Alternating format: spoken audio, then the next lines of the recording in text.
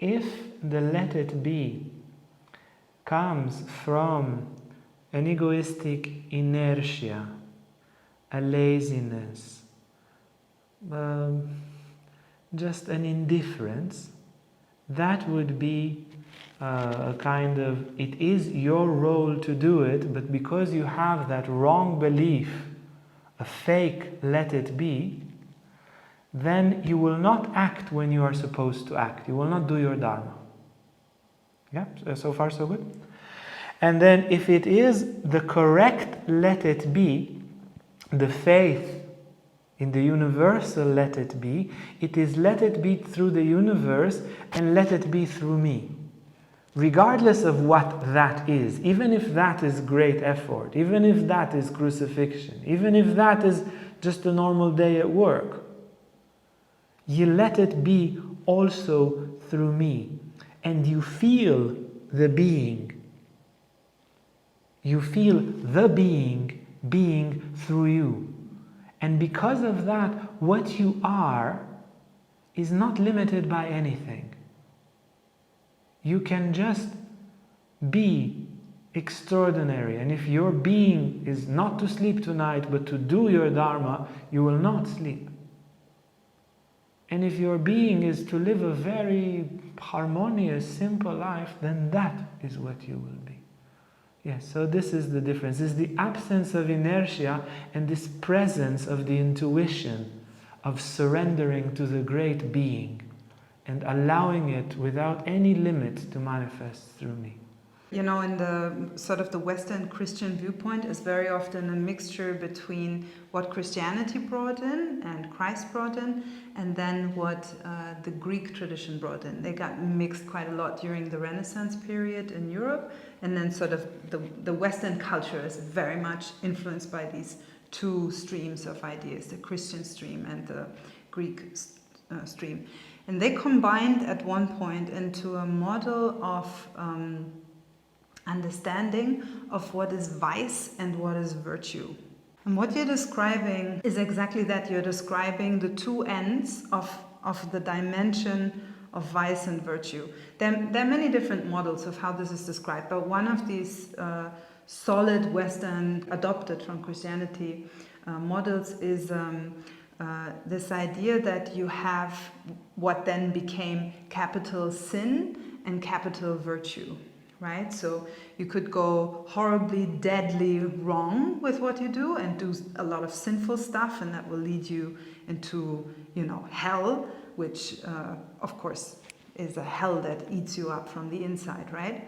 Or with the same tendency inside of your being, the same inner nature, you could make virtuous choices and then end up with wonderful gifts within your heart, which you can share generously and so forth. And what you're describing, this, like Uriel put it, this indifferent letting go versus the profound, faithful letting go, they are considered actually not only one of the dimensions of vice and virtue, but they are considered the one. Like, in that Christian viewpoint is the idea that if you have that sin of indifference, where you're like fake letting go, but it's not actually really leading into a depth of purpose, like Uriel was saying, is considered the mother of all sins.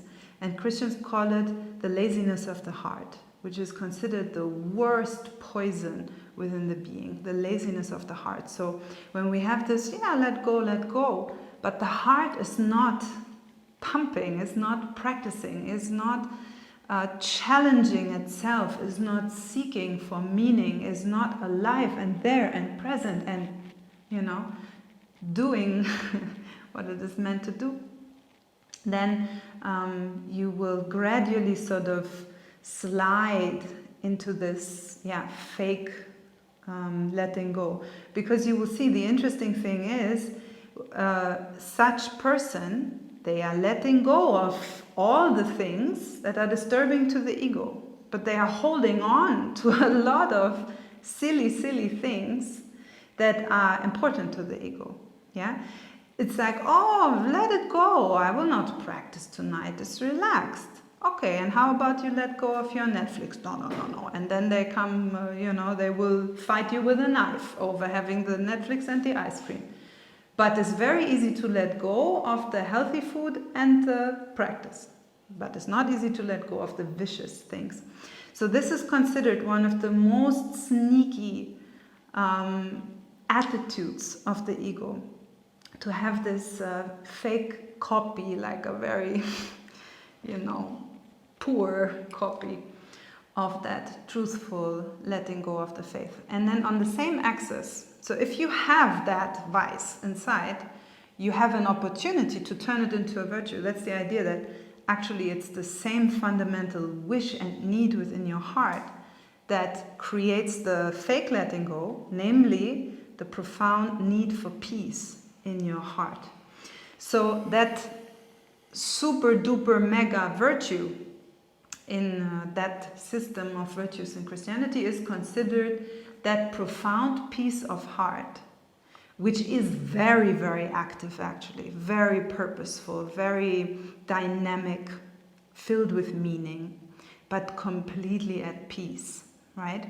So if you have that fake letting go, then the thing to do is to look very attentively, what am I trying to get from this? What am I trying to get when I say, whatever, I'm not doing my practice today, but then I find myself 3 a.m. in the morning scrolling through the internet and doing I don't know what. Where is that coming from? Something inside of me is seeking for peace. And then, like Uriel said, when you find that, because that's a virtue, peace is a virtue, right? Then you look at it, and you look at it, and you look at it some more, and you pray to have that peace. And when you have that peace, you'll be able to exactly act in this profound, faithful style, being very detached, of letting go of all the ego stuff, and actually disappearing into the profound meaning and purpose that you discover in that. It's like you, as in the egoistic you, disappears into that, and you become this perfectly integrated puzzle piece of the universe, always in the right spot, undisturbed, like Krishnamurti said. I just don't mind what happens, but I'm continuously moving. I don't mind in that direction, I don't mind in that direction. Whereas the fake one will always mind one direction, right? Hey guys, if you like this video, make sure to like and subscribe to our YouTube channel for more content on spirituality, Tantra and more. And if you want to sign up for our online classes or for our retreats, you can see our website on the description below.